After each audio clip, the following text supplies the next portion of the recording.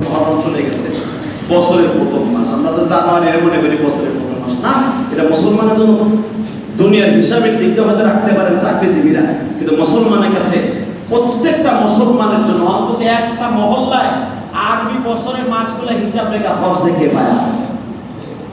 যদি একটা মহল্লার ভিতরে একটা লোকও আরবি মাস খবর না রাখে, হিসাব না রাখে, পুরা মহল্লা গুনাহগার হয়ে যাবে। জানেন আরবি মাস হিসাব রাখা কত ফরজে কিফায়া না, ওয়াজিবের উপরে। অন্তত আপনার মসজিদের ইমামের মনে রাখলেও রাখতে হবে, একটা লোকের হিসাব রাখলেও রাখতে হবে আরবি মাসে। কিন্তু ইংরেজি মাস সম্পর্কে বলা হয় নাই, আরবি মাস সম্পর্কে আল্লাহ পাকের ওয়াদা, হিসাব রাখতেই হবে, একজন না একজন রাখতে হবে, তারপর এলাকা পুরোটা এলাকা গজবে হবে। অতএব মহরমের চাঁদে কিছু করার দরকার আছে না? নিয়ত করে ফেলেন না, আল্লাহ সমস্ত আযাব গজব থেকে তুমি আমাকে বাঁচাও, হেফাজত করো। যদি আগামী বছর মহরম না পাই, মরে যাই, তুমি মাফ করে দিও। 1000 টাকা মসজিদে দিবেন বাবা মায়ের জন্য, কি আছে? হাত তোলেন, 1000।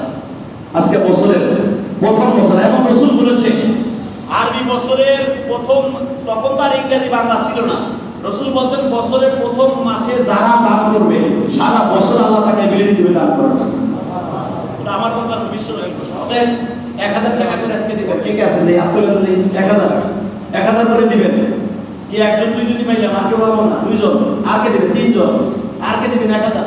4 জন। মারহাবা বলেন।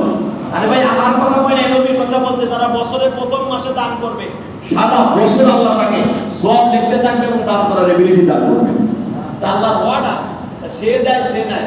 আর কেউ দিবেন 1000 টাকা?